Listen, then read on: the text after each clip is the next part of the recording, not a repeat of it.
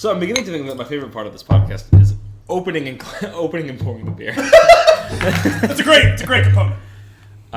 So our trademark, if you will. This next we have no trademarks. We have no sponsors. Let it be known. So let it be done. No. Our next beer brought to us by our sole sponsorship. Our actual, yeah. Because Al himself. The sponsor himself. The man. The myth. The myth? BLC. Yeah, I'm Al. And this is Al's Ales. So what we have here is... Hello, listeners. Hello, listeners. I'd like to tell you about Al's Ales. That's right. We have a holiday... Why is it getting sultry? Well, because I thought that's what you were doing. I was just taking it and running with it. I was going with the late night DJ on... I feel like I was being, like, intimate, but you just took it over the line to sexual. Yeah, no. I was going for the late night, like, New York City, like, DJ and, like, the soft rock station. Like, hey, everyone, I'm going to take you to a new place here. So this place I'm going to take you to is this holiday spice ale that I brewed. What's in this holiday with care spice ale? And love. What? What's in this holiday spice ale? He said not at all trying to lead the conversation. He said not at all directing this crashing ship. So my holiday spice ale. It's a pretty dark ale. Got a little chocolate malt, little black patent, some of the specialty grains go on in there. The base is pretty simple. What's really interesting about it is the spices in the spiced ale. We got some cinnamon. Cinnamon, check. Got some cardamom. Cardamom, check. Little bit of lemon peel. A little bit Al like. No, sorry, not lemon peel. Orange peel. Wrong peel. Wrong citrus peel. Damn. That's it. Now he's lying to us. I'm lying. Straight up. Orange peel. Orange peel. Cardamom. Cinnamon. Fact. Cinnamon. Yeah, cinnamon. What else you got? What else is in there? There's another spice in there too. It doesn't really matter. I believe it's called soy sauce. It's not soy sauce, you fucking asshole. It is certainly soy sauce. I hate you so much. I've decided earlier today when I was drinking one of Al's Ales holiday soiced ale. Holiday soiced. Kikyoman is the fourth. Yeah, we're also not sponsored by Kikkoman. So, it's nice. Despite Anthony's weird protests because he's drank this beer before. I'm not protesting. And so here's the thing. I enjoy it. No, soy is not a beer flavor. It's not supposed to be in there. It's not a soiced ale, despite what I said 90 seconds ago. It's not a soy stale? Yeah, I'm sticking with that. Sois. The sois. No, I'm doing that on purpose. Oh, man. We've gone off the rails. Oh, big time. Which is fine. We're in a field somewhere. This is, again, like the rails are a quarter mile If you're listening, you think this is for you, but really it's for us. Oh, yeah, we're having the time of our life. I'm not going to sing the rest of that song. Yeah, please don't. But anyway, the last note on the beer is that it's about 7.5% alcohol by volume. How do you measure that? With a hydrometer. You get a measurement of the gravity... Sorry, I had to set that one up. I'm sure someone would be interested. Don't ask questions you don't want the answer to. No, seriously, that was a mention. No, it's fine. Okay. It's fine.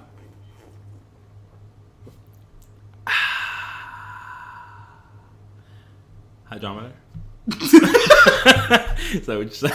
Yeah, that's what I said. You measure the gravity of the beer. It's the density of the beer. Before and after, the difference gives you calculation that you can get for the gravity is in, like, how serious is this beer? No, that's the gravitas. Different unit. Oh, man. This is the third part of our show. It's the third part of a 3-part miniseries. Pizza and beer are flowing. Oh, yeah. Well, the pizza's long gone, but the beer is still flowing. So, the next topic that we would like to tackle. This is the fan hideout. That was so weird. What is it? Your machine? Is it mine? No. It's there still. Someone. No, that's a different hum. Alright, so the next topic that we want to tackle. No, dude, I'm pretty sure it's like your fucking central air or whatever it is. It could be, except the heat, maybe. Not the central air. Same thing. It's the winter time. It's coming through the same air ducts. Get it right. So the next topic we want to tackle. No. Talk about / tackle Talkle is... We're going to have a quick talkle with you, so it's not going to be quick. Is Rogue One. Yes. Sup with that. Sup with that Rogue One. Why did you not get a recording of Damien screaming? We need For those of you that still have eardrums, because I'm not so sure that I will after this is over with. For those of you that... What is that little character's name? No, who fucking knows? It doesn't have a name.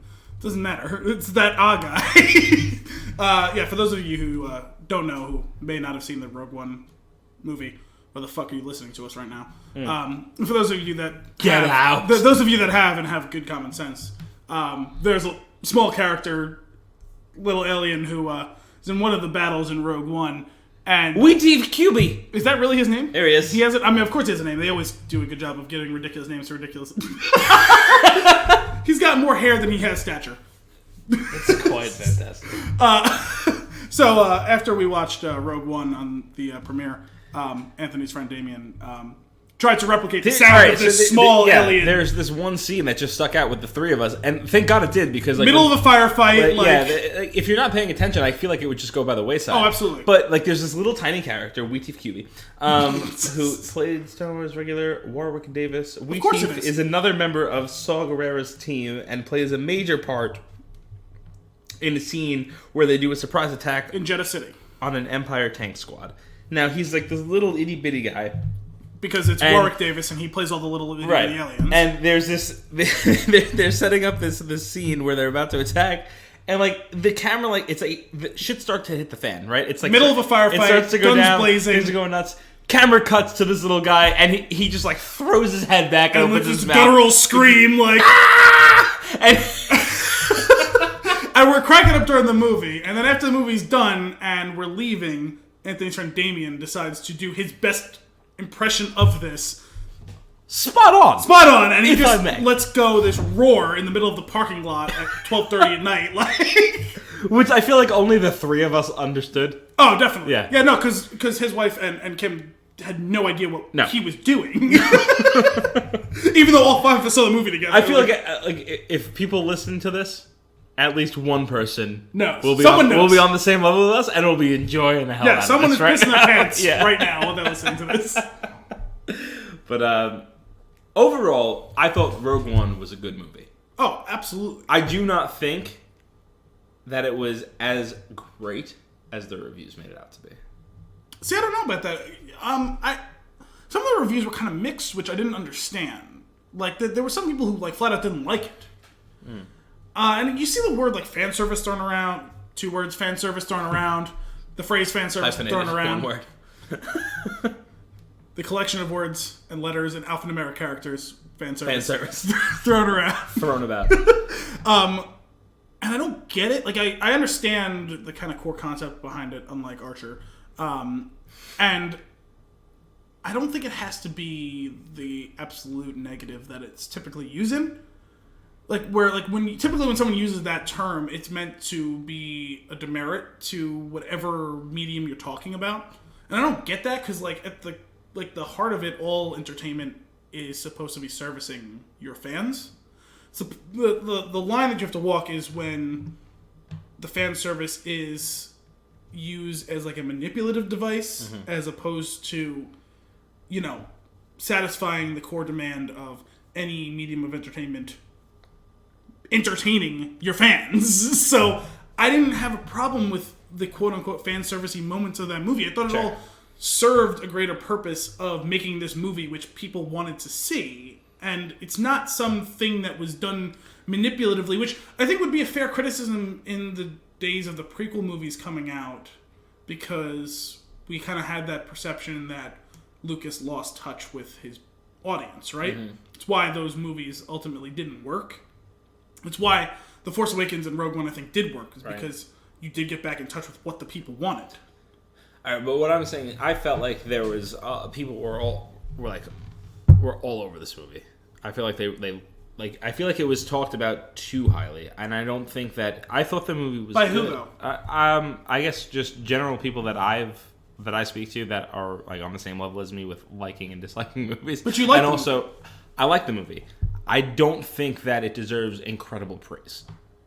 It deserves praise. I do think that a lot of people are giving it that. It deserves praise. I don't think it is nearly close to the same level that The Force Awakens was, and I feel like people are putting it on that same pedestal. Oh, I'd put it above The Force Awakens. Ooh, I would not. I would. As far as the quality of the movie itself, yes. I thought it was a better overall movie. I thought the quality of the production was better. I think where you're going to get at it is that we're given characters that were more fully fleshed out and a story that's going to be a going concern, right? With The Force Awakens. But this is meant to be a self-contained story about this group of people. I'm fine. That's where I've seen a lot of the complaints about it is like, oh, there was like, we didn't have enough of a connection to the characters and this and that. Because these characters had a beginning and end, and we were supposed to see it all in the same act. Yeah, okay, so I feel like we've talked about this slightly, and we've disagreed. I feel like we disagree on this a bit, but I do feel that I don't really care too much about the characters. I didn't care about all of them so much, but I did not care about the main characters, which is a problem for me. I did not care about Jin. I didn't care about her. I didn't feel attached to her at all. I didn't care about Cassian. Nope. I didn't. The character that I cared about, well, a couple characters were that the droid. How do you not care about him? Right, he's fantastic. K2S4? Him, whatever the numbers are, you know who I'm talking about. Alphanumeric. Let's not be dicks. We know who I'm talking about. We like this guy. Well, is this a Papa Doss thing or is this a? So we like the droid. I like the droid. Alan Tudyk droid. I kind of lost where I was going with this for a second. What characters you like and didn't like? Oh, here it is. The pilot. Bodhi. Like, gets captured and... Well, not captured, but, like, gives himself up and they pretend that he got captured. That was a whole weird thing that I didn't agree with. That I didn't really get why they did that in the movie. First... In the beginning, you didn't get what? In the beginning of the movie, they did this whole thing where, like, they did a rapid introduction of a few characters. The first thing that they did was the introduction of Jin's character, and her dad and her mom and that whole thing. That works for me. Well, it was also necessary to the plot. Completely necessary. I agree with that. You wouldn't understand what was going on in the movie. Then the two that followed, Cassian and this Bodhi. Which the names I'm never gonna remember, so I'm gonna keep looking Cassian at Andor for you to Mad Lib in the blanks on this one. Okay, now that I know we're on that. Okay. Yeah, so Cassian and Bodhi. I didn't those like there's like I guess like maybe 5 to 10 minute segments with the two of them. But they weren't though. Bodhi's was like 90 seconds. It felt long and unnecessary. It may not have even been 90 seconds. It might have only been a full 60. It was all right, and Cassian's was like 2-3 minutes. There was a problem with the pacing there because of that. See, I didn't have a problem because both of them were pretty short. And also, see, this is where we disagree because I loved that beginning arc with Cassian because I thought it played into what happened later. You didn't. Yeah. Not that you necessarily disliked it, but you just didn't. You thought it was largely irrelevant. Yeah, I thought that was so important. I got more of that from the way that he spoke and from like the other way that like the ways that he delivered his presence on screen. Come on, man! Actions and words. Yeah, I don't know. That scene just didn't do it for me. And I thought that was the whole point. The beginning felt a little drawn out to me. That was the whole point with his mission to secretly, despite the fact that he's using Jin to find her father, Galen, that his mission is ultimately not 100% match for match what hers is, right? Mm-hmm. His job is to make sure the threat is over, and that means killing Galen or so. So you have to believe he's going to kill him, otherwise it doesn't work. And you believe he's going to do it because he murders this guy who's his friend who works for the rebellion. And whether or not it's that the way that they played the characters made them unlikable or not maybe that wasn't supposed to be important at all, which it's very possible. I just didn't care. I mean, that's fair. Like, if it just didn't connect with you, it did with me. I would have thought, like, it seems like you kind of didn't like get why it worked structurally, even if it didn't work for you. No. Okay. Because that's the way it sounded like sometimes we talked about. I understand why. Like, you understand what I'm talking about. Oh, totally. As long as you understand that, that's fine. I get it. I just don't. There's no accounting. I didn't like it. There's no accounting for taste. Yeah, so that's fine. Yeah, exactly. As long as you get that, then, like, we don't have a problem that's fine. with that. I thought it worked for me. Like, you meet him by he's talking to someone that he knows that he works with that is allegedly aligned with him on that cause, and he kills him for no other purpose than convenience. Right. So you'll believe that someone who actually matters later on, he's going to kill that person. Yeah. So when he doesn't, that it matters to that character. And I thought that worked for me. It may not work for everyone. Yeah. I don't know. Yeah. I thought it satisfied its requirement. From what I had been hearing and from like the things that I've been reading, like it seems like it worked for a lot of people. But a lot of it is like your breakdown makes sense to me. I understand why you like it. I just see it from a different perspective. That's fine. As long as we're on the same page. I don't care for it. As long as we're on the same page on the structure, I'm okay with you not liking it. What did get me is when the pilot Bodhi. When that grenade, yes, the thermal detonator or whatever the hell it is, grenade's fine. Grenade, I don't know what it was. It's a thermal detonator. Go for it. When it gets thrown into the ship, yes, and that look on his face, I almost shed a tear there. It's like that was the scene that got me. Like I was like, oh, like I knew going into this movie, they're probably like, not. No one's living. This movie's not going to work. I thought, no it one's was going to alive. be one or two of them might come out alive. I didn't think so. I mean, I wasn't surprised that none of them did. But I thought it was on the table. But maybe some part of me thought that maybe that wouldn't be the case. But when the pilot died, Bodhi. Yes. When Bodhi died, there you go. I was just like, damn. Yeah, no, so damn Disney. If you want you just got Bambi. Too soon? No. 60 years later? Not at all. Too late. Does anyone even get that reference? I would hope people are like born in the last 35 years would understand Bambi reference, or maybe from 35 years ago till 15 years ago. Yeah. No, I get it. No, if you're going to compare Cassian's arc and Bodhi's arc, I'm 100% on board with you. Bodhi by far has the best character arc in that movie. He is the most human. He has the most human arc in that whole thing. I totally get you. That is the one that hit me, other than K2, because he was just a great character. And he was the first one to die of the group. He was the first one to die. Did he die before Bodhi? Yes. Because they hadn't gotten the transmission thing yet. They were getting the tape when K2 gets killed. Got it. So, yes, but Bodhi was the most poignant death because he had the fullest arc. He's just a guy. All the other people, for whatever reason or other, they're special, right? You have this badass droid. You have this badass intelligence officer for the rebellion. You have these two true believers of the Force in... I can't remember what Donnie Yen and what the other guy's names.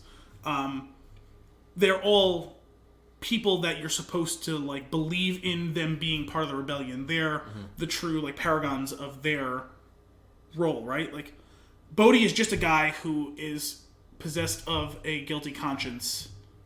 He's just a shuttle pilot. He's not a badass starfighter. He's not Poe Dameron. He's not Luke Skywalker. Like he's just a guy who feels bad about his role in the galaxy and is trying to do better.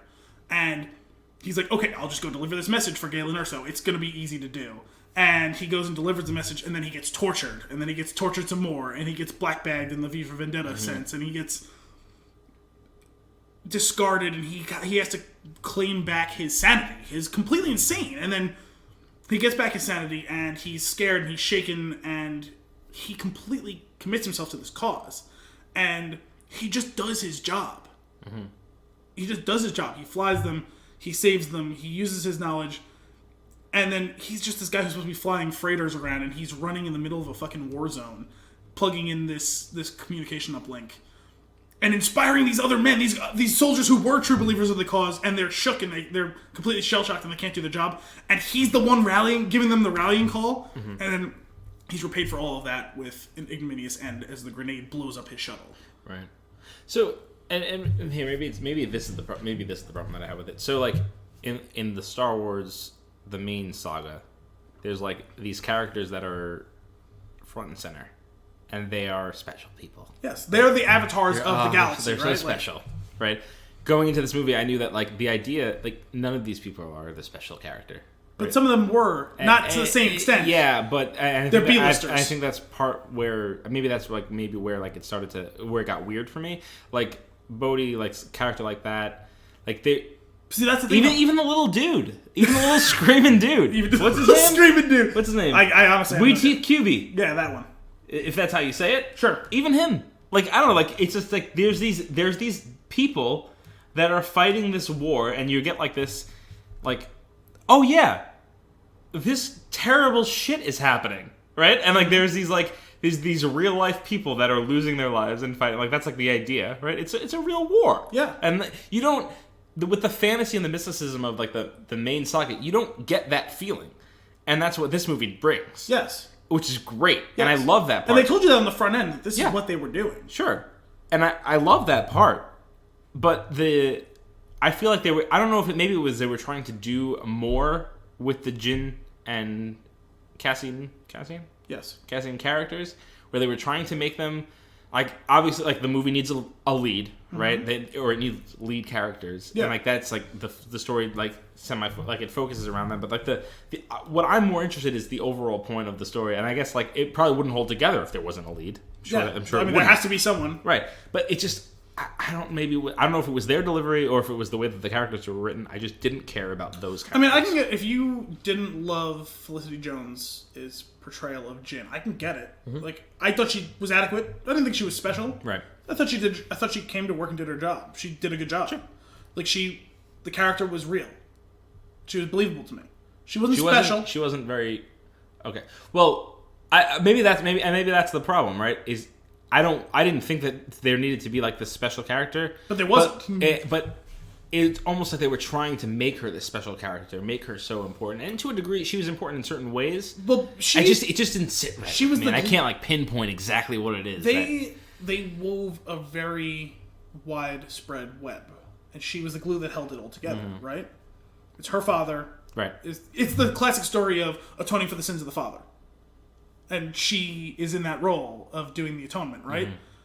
And the point was, unlike the original Star Wars saga, where Luke is atoning for the sins of Darth Vader, this is a less important character atoning for the sins of a less important character. So it's supposed to be a more lower, like, common denominator here. Like, you're supposed to be able to look at yourself as Jin and think about your own father and what he does in life, not JFK Jr. and his own father, being the Luke and the Darth. Not to say that JFK was Darth Vader, but people that everyone knows who JFK is, everyone knows who Darth Vader is. Right. Like no one knows who your father is, and no one knows you. You know what I mean? It's supposed to be that small scale thing projected out onto this gigantic galactic wide struggle. Right. It's the everyman doing the work. And okay, I cared for the little characters, and I did not care for the main ones. That's fine. I mean, again, I thought there's no accounting for taste. Like I get it. Like I just thought that was. She wasn't super interesting, but I thought she was. She wasn't. I didn't think she was boring either. I don't think that was her, and I don't think that's the actress's fault. I don't think that's the character's fault. I just the way that it was. In your opinion, it's probably not. It's not a fault. I don't think it is. For me, I just didn't. I don't think the character was flawed. I just think it didn't work. This is what makes the difference for me. Where like it's not one of my favorite movies, and it is not one of my favorite Star Wars movies. I think that it's a movie that's greater than the sum of its parts. Because I think like if you want to break down each part, the component part, the way you're doing, you're right. Nothing about it was really special, but the way it all came together, I thought, was masterful. I found great enjoyment in watching the movie. I liked the characters enough to care about them. And there was enough compelling in the cinematography and the action and the way it linked together the whole what's going to now be 20 movies. You know, and what I mean? I am harping on the negative here. Like there are things I did enjoy the movie. Yeah, I did think the movie was very good. I just from my perspective, people were raving about it, and I didn't get that level. I didn't feel the same way after seeing this movie that I did feeling after seeing The Force Awakens. I don't think you're supposed to though. Maybe not exactly, but maybe the hype was too high for me. That's part of it, and also you have to remember that The Force Awakens was the first Star Wars movie we got in 11 years. Yeah, but it was so good. It was very good. So good. Rogue One was the first Star Wars movie we got in 1 year. Sure. And also, it's the fact that it's a self-contained story, whereas on the back end of watching The Force Awakens, you have, what's coming up in Episode 8? What's coming up in Episode 9? That doesn't... Subconsciously, it has to have some hold, really even if it's 5%. That doesn't really hold for me. I liked that this was a standalone thing. I liked that it was its own thing, and I really do love a movie that can stand on its own. Yeah. I love a movie that doesn't need a sequel. Mm-hmm. And granted, this didn't need a sequel. It's not possible. It has one. So it's fair. It is a prologue to another movie. But again, liked it. Thought there was a lot of good about this movie, but overall, I didn't think it was fantastic. It didn't blow me away. I mean, that's fair. I mean, it's everyone has different opinion of that sort of thing. I mean, my bigger criticisms with the way this movie was covered was the people who were wholly negative about it. If you want to say you liked it and didn't love it, that's a fair, justifiable opinion. Like, your opinion is valid. Like, I don't have a problem with that. It's the people who crushed it because I thought they were chasing ghosts. You know what I mean? Like, again, like people who criticize the fan service thing. Well, every fucking movie, and especially in any movie that's a continuation of a franchise, is fan service. If it's in the Star Wars universe, it is a fan service movie. And that's... I think you need to accept that. But I think this movie holds up on its own artistic merits. Sure. You know what I mean? Yeah. It's a quality movie. If you took this out of you took this out of space and put it in real life, and there was no lasers and it was bullets, that would be a well-received war movie. The fact that if you make it Star Wars, the people who aren't part of the in thing of Star Wars are going to naturally push back against it. Right. Which doesn't make sense to me. Like, it's just like, oh, because you didn't watch Star Wars as a kid, that doesn't... I think I also think the movie stands alone. I think it's fine. Like, if you didn't see any other ones, I feel like it's an interesting story. I just don't. There's enough there that you could just watch it. Yeah. But then, like, you're gonna miss out on some stuff, but it's not gonna end the world for you. Right. Right. Like, it's not gonna be like, oh, I just don't get what's going on with the movie. There's this giant thing that they can use to blow up planets. You can't get behind that needs to be destroyed. You know what I mean? Like it works. Like the 50,000 foot view of that movie works. Except for the last 10 minutes. The whole Darth Vader scene wouldn't make sense if you were coming out from outside and had no concept of... Fine. Although, dude dressed in black, chopping people in half. This is the bad guy. I got it. You couldn't be any more clear that this is the bad guy. This guy just, with impunity, for lack of a better word. Damn, he's got a laser sword? He's got a laser sword, and oh god, they're shooting at him and he's stopping it with his hand. Kill everybody.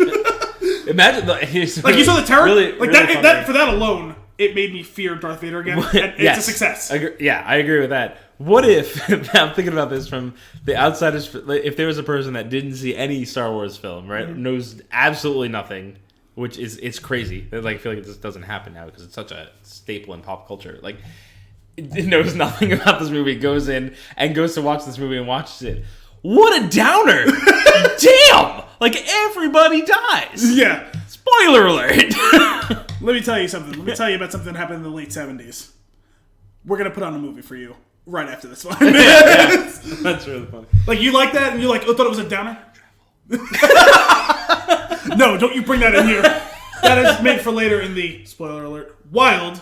Speculation. Yeah, can we get an echo effect for this? Or? I have no idea. I'm just gonna... Oh, Jesus. Can you stop dropping the pen? No. You picked the worst pen to drop. It's 40 pounds. It's made of metal. This pen... It's a little ridiculous. That's all I got. In closing, Weeteeth QB. You can't even get the name right of the one that you have on the paper. No! It's impossible to read that. Well, no, but you couldn't remember Cassian and Bodhi, but you can't get the one that's in front of you. His eyes are 15 feet apart. I wish we could do a Walking Dead style in memoriam for him and slow motion of him guns blazing and oh my god. But yeah. So I like this because I feel like we've talked about 2 movies so far prior to this. Yes. And we're on the same page. Correct. This is proof. We're not always on the same page. Yes, we're not in lockstep. And I like that. I dig it. That's good. No, this makes as much as great as I thought the conversation was about La La Land and about Hacksaw Ridge. I thought this is just as good, being that we're finally at odds on something because we mostly agreed on the other things. And I don't like to be the guy that's just it was bad. But that's not what I'm saying. Yeah. And I actually think the movie was good. No, I know you do. I just want to push back, because you are coming more with the negative. It's kind of we're fighting the case pro or against. So it's no, I get it. I could dig. But when I can't give like a little like, oh, I think it would have been better if this happened. I can't really give that right now. I don't really know how I could have improved it because I'm not a movie maker. Yeah, I feel like this is something that's like 20 years from now. They'll finally give us the whole backstory between whatever rewrites and reshooting they did of that movie. Curious about that. Because we were sold on a particular movie, and I don't know if it would have been better or worse than this one. I really like this movie. Yeah. So I don't, like, having seen it, I don't know if I would rather have seen the other movie. You know, and unless I saw that cut, I can't compare and contrast. What about there's a big thing out there about like the clear reshoots of Vader scenes. What do you mean? Like where his costume just seems super cheesy and it seems like they like phoned it in to like reshoot or redo a portion of the film, specifically when they're on Mustafar and is that where they were? Yeah. They were definitely there? Yes, they confirmed it after the movie came out yet. And Director Krennic comes and meets him. Yeah. So I hadn't heard about that. So what is exactly the... Heardin'? Did I say that? I ain't heard about that, but yeah, I hadn't. It looked. I had not heard. There's something about those scenes that looked off. Really? Yeah, and if you watch it again, like there's something I don't know what. Like, you sure it doesn't just like something that doesn't jive with like the fact that like it's maybe somewhat CGI background and him standing there. And it very well may be that. Or was there something different with his costume? His costume seemed cheesy. It seemed cheaper than even the end of the movie. There's something about it that doesn't seem like fully produced. So what probably happened, I hadn't heard this theory, but what my guess would be was he's 100% a dude wearing a costume in that first scene. And later they probably touched it up with a lot of CGI. Fair. Because he's standing in the open orifice of a destroyed ship in outer space. So I'm guessing they probably touched that up post-production with some sort of CGI stuff. They had to have CGI'd some of the fact of him raping his way through an entire hallway of of Rebel. But isn't it odd though that they would? I mean, clearly he's not on a real lava planet. Like that was all CG. Yes. So it's odd that the costume kind of fell short. No, but he's standing on a real platform. Okay. You know. I guess I see where you're coming from. Whereas, like, the whole ship behind it was probably CGI because outer space is around the rim of that ship, whereas he's standing on a real platform that has, like he walked down the whole platform, and there's CGI all around it, would be my guess. Because they made a big deal about it. I remember reading something in, like, the run-up, like, in the last week or two before the movie came out, about how they tried to blend the looks of his armor. Because if you look at in A New Hope, and then if you look at him in A New Hope, and then you look at him in The Empire Strikes Back, he's wearing two very similar but not 100% the same body armors and everything like that. So they tried to, I think they said they tried to blend the look between the two of them. And it's supposed to be a real costume, unlike at the end of Episode 3 where he's 100% CGI. There isn't a dude wearing a Darth Vader costume. It's just an image digitally made of Darth Vader. So it's going to look cheaper because they're trying to emulate the look of a movie they made in 1977 or 8, whenever the movie came out. You get what I'm saying? Fair. So, well, costume and effects aside, an end scene though.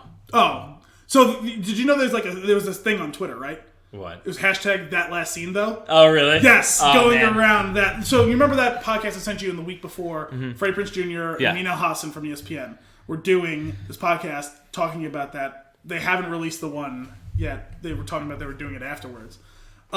So Amin mentioned, because he got to see, since he works for ESPN, which is a subsidiary of Disney, he got to see it like a week before the movie came out. And he was like touting the whole run up to it, that last scene though. And he wasn't talking about what the scene was. He wouldn't give anything away. He goes, yo, as soon as you see the movie, you'll get it. That last scene though. And so, like, I went, like, back and, like, tweeted him, like, yo, that last scene, though. And, like, me and him were, like, chatting on Twitter a little bit. Like, it's funny. Like, it's, like, it was amazing. Like, blood pumping, like, fucking adrenaline. I've never been so into the bad guy crushing people. Yes. And it's, like, that's what I like, alluded to earlier. Like, making Darth Vader scary again. Like, because, like, he went through that whole thing where, like, when you first see him come onto the screen in A New Hope, he chokes the shit out of some dude, not with the Force, with his own hands. He lifts the dude up in the air and chokes the shit out of him. And then you watch Empire Strikes Back, and he chokes the shit out of a couple of his subordinates and gives a battlefield promotion to a dude and not in the middle of the battlefield because he choked the shit out of that guy's boss. Captain Piet became Admiral Piet in like 6.7 seconds. And then, after all of that, he beats the shit out of Luke Skywalker. He freezes Han Solo solid. He is throwing everything but the kitchen sink with him at the Force at Luke. He chops his fucking arm off and says, oh, by the way, I'm your dad. Fuck you. And then you get Return of the Jedi. Oh, man, you should have wrote it. Right? You should have wrote the script. That would have been better. Lawrence Kasdan's got nothing on me. But still in James Earl Jones' voice. Yeah, no, I mean, it's got to be him, obviously. I mean, they still, even though he's like 80 years old, they still have him doing his voice now. Like, fuck you. Luke. Fuck you. I'm your father. So... But then, like, Return of the Jedi, you get, like, pussy Darth Vader. Mm-hmm. Like, he's a bitch. It's too late for me, son. Until the very end when he screams no and throws his boss off the top of the fucking platform. Like, yeah, no, that was bad, too. So, we had 2 movies of him being a badass, and then we have him being a bitch in Return of the Jedi. It's good to get, like, in, like, the 2 days before A New Hope happens, the end of... He is fucking shit up. Yeah. That's who Darth Vader is. He is the baddest motherfucker in the galaxy. So, yeah, like, he's a total badass, and especially in those scenes. Scared. You're scared of him. Yeah, I was scared of him on Mustafar. Like, I was scared of him as he was walking toward us, like... But it's still the same movie, you know what I mean? Like, it's still the same thing. Vader's gonna choke a bitch. Careful not to choke on your aspirations. Like, I get it. Like, yeah. like think about it. Like, both of us were raised on Star Wars. We watched it as a little kid. Mm-hmm. And that's where our... As a little kid. When we were one person. You know... I got you. Keep going. Perfect grammar aside, you fucking asshole. Comma. You know that we both watched it as little kids. Period. ellipses. So, you know that, like, you're supposed to be afraid of Darth Vader. Right. Like, you, as a little kid, you're 7 years old and you're watching Star Wars. It's like, shit, I don't want to cross that guy. And then he just kills 18 rebel soldiers in 6 seconds. Right. Like, that's what Star Wars is supposed to be. That's what Darth Vader is supposed to be in Star Wars. So good. That, like... Oh, man. I thought that, like... Oh, man, those last few minutes of the movie really drive it home. But that's right there. That is fan service, though. That's a real good fan service. But it's fan service, but it's also the right thing to do. Oh, yeah, it needed to. And that's what I'm saying, like, that word is wholly used in a negative connotation. I don't get it. It's like... I usually don't feel it that way, as generally when I hear that word, I am the fan of a thing, so I'm like, okay. But I usually... Serve me! I am the fan. Be that as it may, most of the time when you see someone use it, it's used condescendingly. You know what I mean? Fair. It is definitely. And I want to push back against that because, like, I don't think that's like it shouldn't just be a weapon that like those type of people could use like with impunity. Mm-hmm. Like, I'd rather let's be a little bit more even just beyond that last scene though. That like the whole lead up to that with when they're getting ready to fire the Death Star at that planet whose name I can't remember now, the beach planet they were on. I'm just gonna nod along. Yep. Beach planet. Beach planet. The whole thing with the level was called Silent Cartographer in Halo. That's beach level. That's pretty similar to that, right? No, like there was the whole thing with like Cassian and Jyn throughout the movie, right? Is the whole will they, won't they? Like, are they romantically involved or not? Are they going to be? There's tension, sexual tension earlier in the movie. Daddy issues as well because she hates her father and he's going to murder her father. And then they end the movie with... Is that a motorcycle getting started? I don't know what that was. They end the movie in a friendly embrace. Right. And I thought that was right. That they didn't just shoehorn in another romantic involvement, right? Yeah. Like, if it had happened, like, there was enough background that it would work. But it does just feel kind of unnecessary, like, especially considering they don't get a happy ending. Like, there's no need for that to be, and I thought that actually also helped drive home the humanity of like both characters. Like, they were doing a job, right? It wasn't the Family Guy joke about like the romantic comedy with like the woman who's doing business and she's super busy with her business and she's answering 16 phones, and then they start playing the cliched like late 90s music, and the guy comes in and goes, shh. Over the next 90 minutes, I'm going to show you how all of your problems can be solved with my penis. Like we didn't get that in this movie, and like we totally different Star Wars, right? Like we didn't need it, we didn't get it, and like it was perfect as is, and I liked that. It was just like at the end, it was just the sign of mutual respect, and we both, because his whole thing was, you haven't served this cause your whole life, and I have, and I've had to sacrifice, and you haven't. And she's like, fuck you, you don't know my sacrifices or lack of sacrifices. And they both see eye to eye at the end, and that is what it is. Like they had that fraternity forged through fire of doing this whole thing, and that was what they ended on. You know what I mean? I thought that fit with the tone of the movie overall. That's fair. Anything else to say about that? Yeah, I'm trying. So it's just funny because like I'm listening to that, and I get it. I agree with that, but at the same time, those two characters, call me crazy, I just don't care. I know. So that's I just don't care about them. But I think that ending would have played more into the kind of lack of care that you have, as opposed to the shoehorned romance. Yeah. You know what I mean?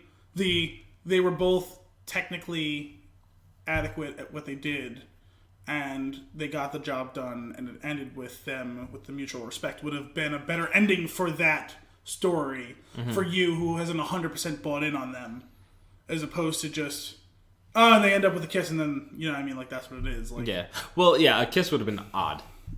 See, I think it would be okay. I just would think it would have been a lesser ending. I don't think it would. I mean, it wouldn't have fit, in my opinion. Okay. From the way that they're not.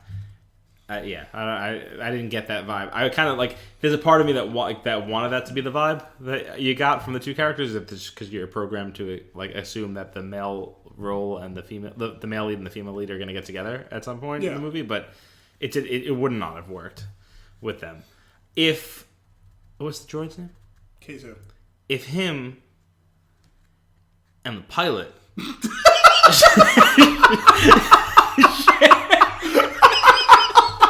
they shared intimate kiss, standing ovation, or just like Oscar nomination, or just like a sexually charged like holding of hands, maybe like. And they go here. This is it. This is the end scene of the movie. Like K2's crawling out, and Bodhi's just got his hand over his head. They survive the craziness, right? They survive the chaos, and the two of them reach towards each other, and just as they go to touch fingertips, boom, it cuts. And you see the explosion going off, and then it cuts back to the little guy, and he just goes,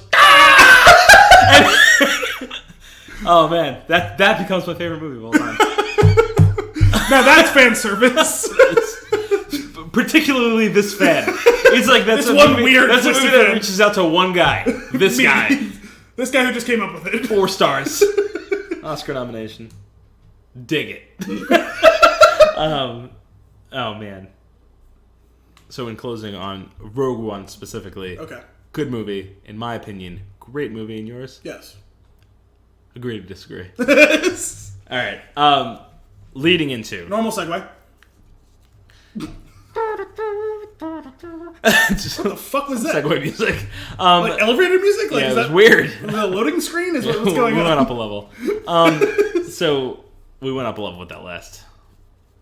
The rewrite of Rogue One is fantastic, and you cannot disagree with me. It doesn't stand on its own, though. You have to see the original first, then see the rewritten version that I put together. So you want a George Lucas property? Unfortunately. And you don't see the irony in this at all. It would seem that way. You don't see the irony in this at all. It's the grass is always greener, all right? So you want to take this opportunity to pivot into the first ever wild speculation. Speculation. So the first time that we introduced this segment, the wild speculation segment, in which can't promise we'll always have one, but we're going to have them. It'll happen. From time to time. Episode 8. The Last Jedi. Has been titled The Last Jedi. Thanks for jumping the gun on that. Sorry, I didn't realize. Dick! All right. I didn't realize there was a dramatic reveal. Dramatic pause. I thought the dramatic reveal was the wild speculation, not the title. Yeah. So, episode 8 has a title. I trampled all over you. The Last, it's fine. The Last Jedi. just gonna let Al run with this. No, I ran with most I'm of just the the tech guy in the background. I ran with most of Rogue One, so you can lead us in. Oh, that's fine. B.R. Moses. Jesus. No pun. So The Last Jedi is the name of the new film. Episode 8. Question. So did they say episode 7 in the title crawl of Force Awakens? Yeah. They did? They had to. You certain? As certain as I can be. But on the movie poster it doesn't say that? I think it just said They Star were Wars, The doing Force something Awakens. weird there. And Star Wars. Well, you're talking about the fact that they did the red titling this time, the outline in The Last Jedi? No, I just feel like they didn't put the number there in the title crawl. It may not be... No, it has to be. It always says, bah! Star Wars. Mm-hmm. And then the next thing is episode, insert number here. And then the next title. thing, title. The Last Jedi. Obviously, like, tons of... It's funny that it annoyed the hell out of me. As soon as it popped up, it's like, The Last Jedi, and then, like, 1,000 different accounts were like, oh, who's The Last Jedi? Blah, it means this. Blah, blah. And we're about to do the same thing, essentially. But much more reasonably. But yeah, but we're gonna call out first off how stupid that is. Dumb. Right? Those guys. Who's The Last Jedi? So yeah, that is the That's the prevailing question. Right. And we both have thoughts about that. I have another So yeah, as soon as this happened, I got I saw the tweet and I was working, then went back to work, and then when Al saw it, he immediately texted me, and he was like, "Episode 8 has a new title. It's The Last Jedi," and I went, "Ah, shit, Luke's dead." That was my first. That was my first take on it. That's fair. A lot of people think that because he is a Jedi, and Rey certainly seems to be on her way to becoming one herself. Mm-hmm. I still think that Finn will be one because if they let him, an interesting character. If they let him just swing around that lightsaber like that and mark up someone trained with a lightsaber and he's not a Jedi, I'm gonna be upset. What if in the next episode he just swings it completely, like screws up and cuts himself in half? Well, I was just thinking more like he swings it and like it slips out of his hand and then you get like a yeah. Rey's dead. Yeah, he lets go and accidentally kills someone. Like that's how they'll write off. That's how they'll write off Leia. Rest in peace, Carrie Fisher. The lightsaber goes flying out of his hand and accidentally impales Leia. That's how you're doing it. Well, if we have to have a dramatic rewrite of her character at the last second, because unfortunately in real life she did pass. I think Rogue One proved that if someone dies, they stay in the film. Well, admittedly, she's gonna be she's already was done. They said she was done shooting her with 8 for 8. Yeah. The problem is supposedly she was gonna have a big role in 9. Yes. Yeah. Allegedly. Allegedly. So again, wild speculation. Wild. So yeah, we don't know what the deal is with her because they can't say oh, she totally survived this movie. She was definitely going to be in episode 9. Fuck us. Though they did cash the $50 million insurance policy from Lloyd's of London that they had on her. That's another thing. Yeah, no, that was a thing. They took out $50 million policies on her, Mark Hamill, and Harrison Ford. Oh, damn. That's a pretty common thing in Hollywood. You remember? I didn't know about that. You remember the whole thing in Tropic Thunder? Yeah. When they talk about cashing the insurance policy on the Ben Stiller character? Yeah. That's the thing with especially with franchises. If just a one-off movie, they'll recast them. But for a franchise, you can't just have Meryl Streep and say, "Hey, look, this is Leia. She just got a perm done on her hair." Right. You look different. Yeah. That classic sitcom thing when the character. You're not wrong. You're not.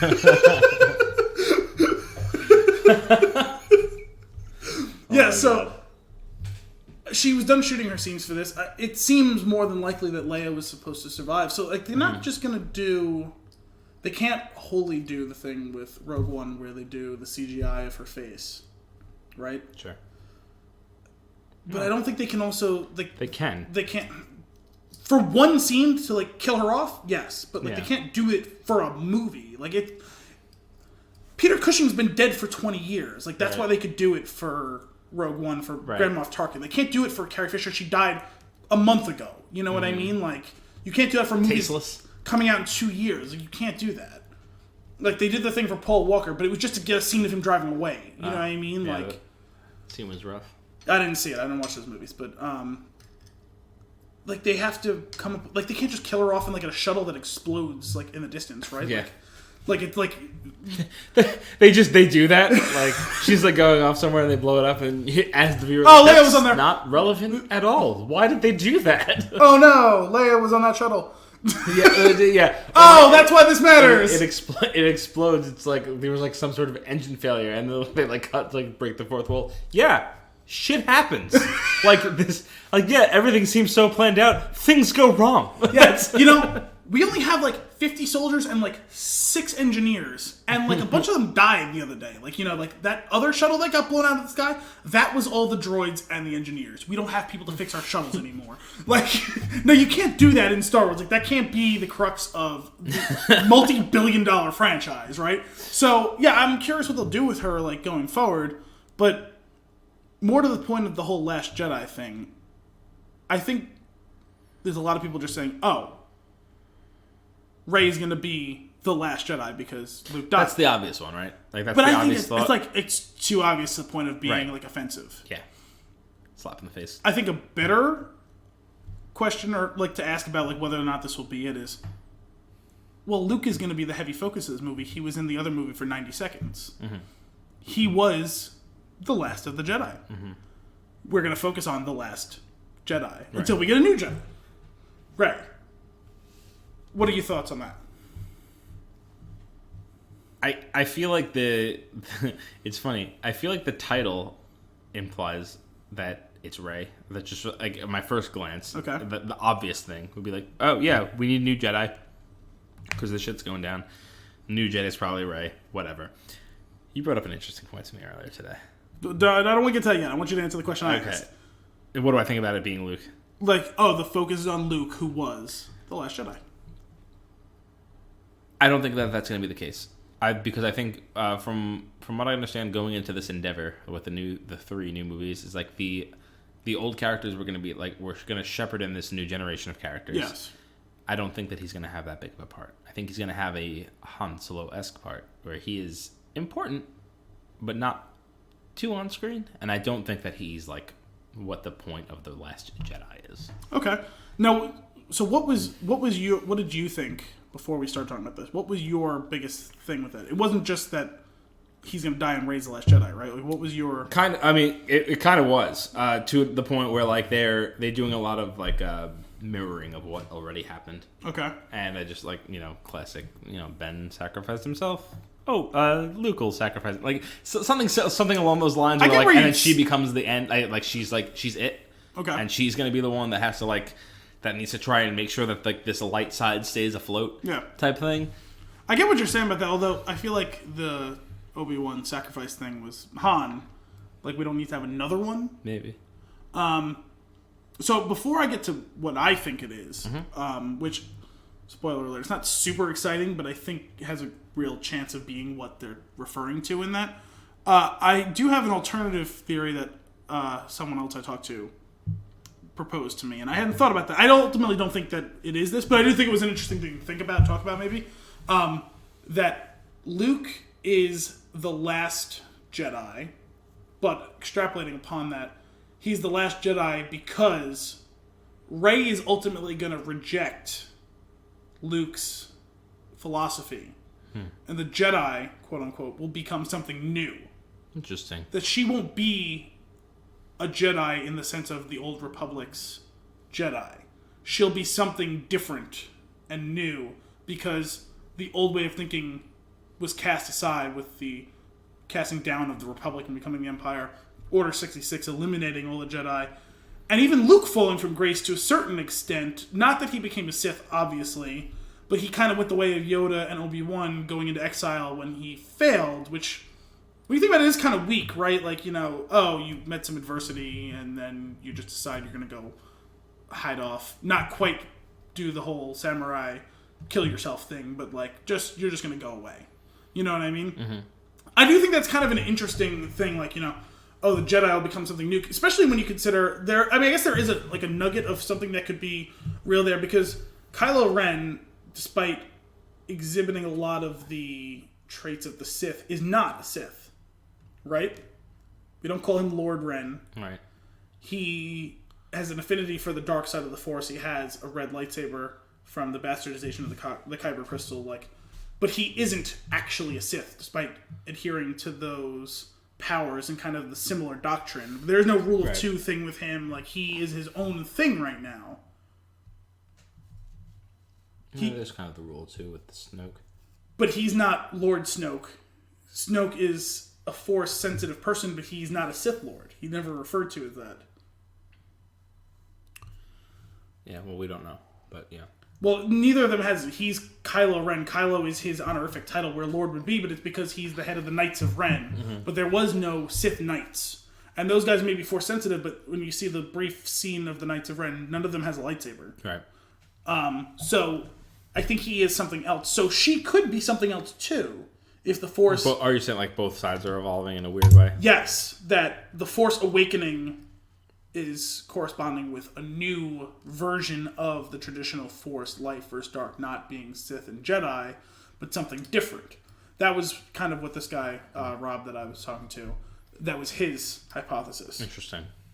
I thought so too. That's why I thought I'd bring it up. I know I kept that secret for you because I want to hear your thoughts on it kind of like organically. Yeah. I like it. I honestly they can really go in any of the directions that we're like curious about, and I'd be fine with it. Yeah, I ultimately don't think that's what they'll do, but I do think it was an interesting kind of thought experiment. Mm-hmm. I could see how that, like, if it happened, like, I wouldn't be upset by it necessarily. Ultimately, I don't think that'll stick, though, with because when you consider, like, the lifespan of the movies we've seen doesn't fit 100% with the ultimately long timeline of Star Wars and the Force. I know that they've played fast and loose with what's canon and what's not now anymore. But it's the point of the old Republic, 1,000 years before the existence of this timeline, the Jedi and the Sith existed. Mm-hmm. In more or less the way that we've seen it, right? Jedi, Sith, good, bad, light, dark, however you want to look at it.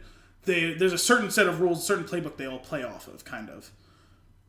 And I think that they'll stick to that ultimately. His whole thing was even like any good Jedi would reject Luke Skywalker. I think that was a little overly harsh on Luke. Luke's not perfect. Yeah. I've long held that of the Jedi that we actually get to see, that Obi-Wan was actually the quintessential Jedi. Yeah. You are the chosen one. Ewan McGregor and Alec Guinness notwithstanding. Yeah. No, because I just thought, like, the line, despite the fact that it was delivered by a whiny, useless Hayden Christensen in Attack of the Clones, about how he's as wise as Master Yoda and as powerful as Master Windu. He proved it ultimately, right? Even though it was kind of a flippant, like, comment by him. I as much as I loved Luke, and Luke was one of my favorite characters of any sort as a little kid, like, sure, he's not a great Jedi. He's a good Jedi. Yeah. But Luke is a very annoying character. Well, he's supposed to be, at least in the earlier years, he's right? He's annoying later on. He is. In what way? He never changes. He does feel like he does seem whiny. He's whiny in the beginning. Yeah. He's very whiny in the middle. With Yoda, okay, yeah. That's fair. And then he's like he grew up. He's like semi-arrogant by the third movie. A little bit. But it's like, dude, you were such a little bitch before this, you know? No, but he did grow up and become a little more wise. He started to understand his flaws a bit and, like, became a more complete Jedi, right? He got a little pretentious. Stubborn, I would say. Yeah. The whole throwing his lightsaber apart, not defending himself when, like, it was just stupid, right? He was out of breath. He just chopped his father's head off. So ultimately, though, my take on The Last Jedi is that, and I can't believe this seems to have been overlooked, because the handful of people I've talked to who were pretty in the know, including you, about... Wait, before you go into this is good. That's why I want to cut him off there. I sent you something that was like, they put the Star Wars, they put the titles next to each other. Yeah, that's funny. And it became like almost like a sentence. Yeah, it was like The Force Awakens, The Last Jedi. Wild speculation inbound. Yes. Everybody dies, and episode 9 is titled, never mind. Star Wars, episode 9, never mind. Yeah. But this next one blew my mind earlier today, and I don't know how I never thought of it. I didn't think it was going to be that mind-blowing. I thought it was a pretty... like, simple... a little embarrassed. But because I brought up to this other guy, Rob, who had this theory I just talked about, and he also had the exact same reaction you did, and I didn't think it was that profound. I'll be damned. I guess maybe the minimalistic approach was like the point there. Right? Blow everybody's mind. All 2 people that listen to this that we send it to. Of the 15 people we send it to, and the 3 of you that listen, right? Thank you. Yeah. So Jedi is like the word deer, in which it can be singular or plural. Mind blow. Inception sound. The Last Jedi are. Yes, that's the whole point. The Last Jedi is Luke, Rey, and Finn. They weren't even hiding a damn thing. It was right in the title. It's right there in front of you. You just have to... No, like... You just gotta dig a little deeper. You have the hardcore, oh my god, Luke was the Last Jedi. And you have the hardcore, Luke's gonna die, and Rey will be the Last Jedi. No. It's about... And we keep hearing, like, if you... Like, the very little detail we hear about is the movie's gonna focus a lot on Rey and Luke's relationship. The Last Jedi, the 2 of them. Jedi is a plural word as well. It's about the both of them and their relationship. That's crazy to me. Right? Like, I didn't think it was that crazy, but like... It's nuts.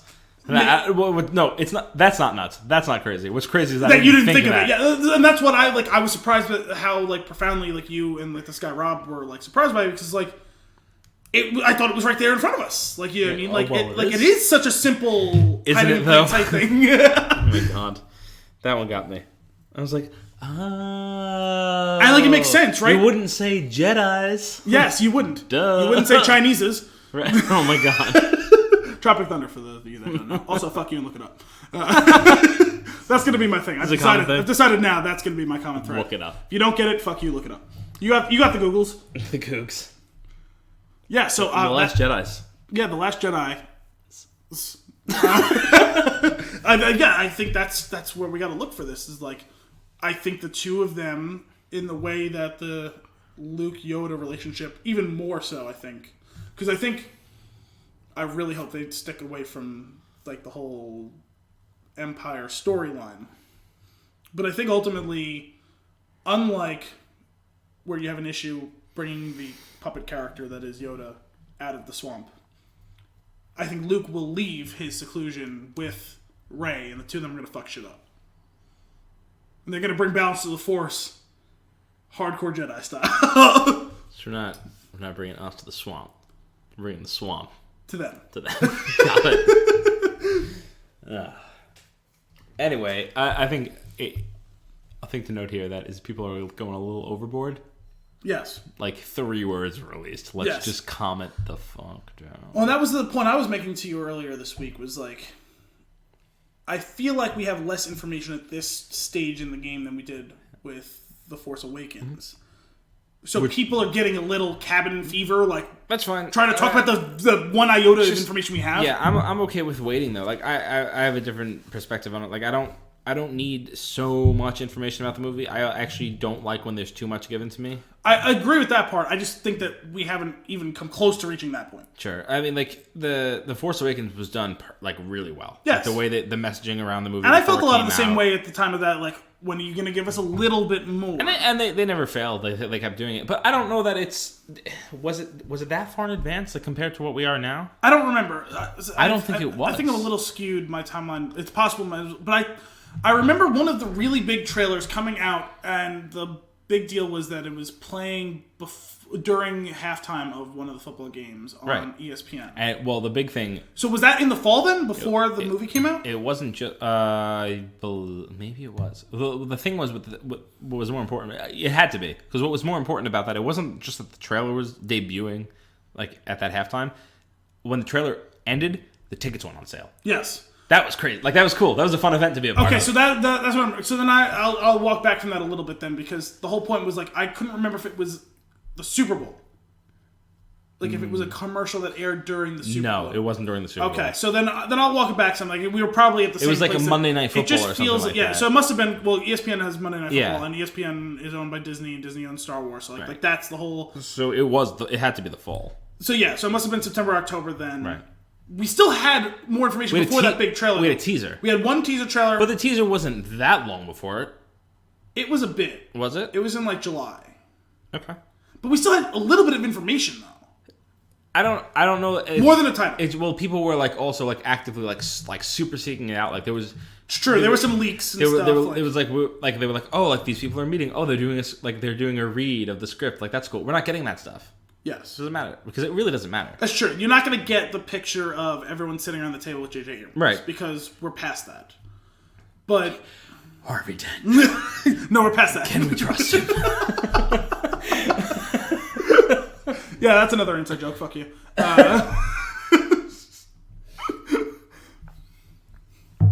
But I don't know. I'm okay with it. I'm okay with not knowing too much. My biggest problem with movies lately, or for a while now, is that there's too much given to me up front. Yeah. A really big problem is that trailers lately are just they tell you way too much about the movie And lie.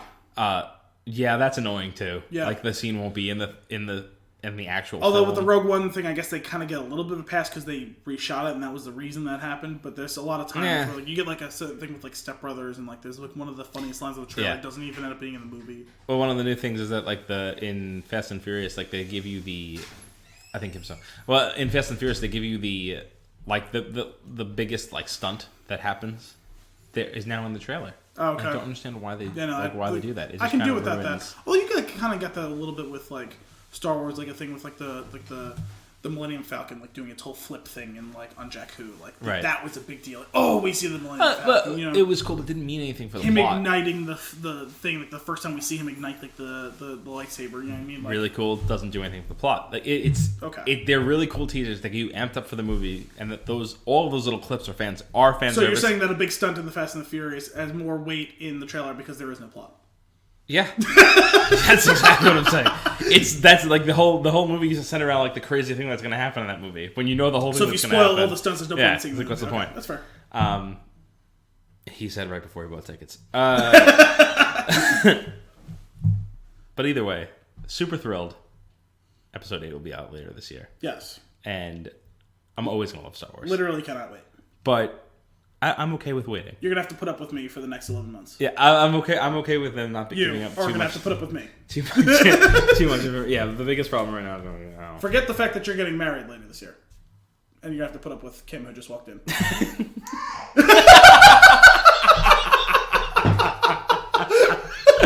I'm really glad that her scream just got caught on the microphone. Well, that's it. That's all we got. That's the show. It's when we started this off, we were like, oh, let's see if we can get like hopefully like an hour, maybe a little more than an hour. Talking about 3 or 4 movies of content. Turns out we're rounding out about hour 4, 3 hours. We have actual 4 hours recorded time that yes. we'll be editing down to a few episodes for you. So if you want to reach out to us, you can hit us up at the Spinchoon. That's TheSpinchoon. That is one of our Twitter handles. That's the big company. The flagship. The flagship of all these little endeavors like they're under that umbrella. This particular one is Flix and the Six, brought to you by Anthony and Al. Sponsored by Al Zales. Sponsored by Al Zales. That's at FLI6 Podcast on Twitter. That's the number 6. The number 6. Reach out to us. We'll address you. We'll address you in the shows. We're going to give you as much content as we can. We'll probably record once a month and break it up as we see fit. Yeah, because this was not 1 hour. No, not even. I was going to say not even a little bit, but a lot of it. Yeah, actually, not way more. Yeah, all right. That's good for me. Yeah. Good night. Good night.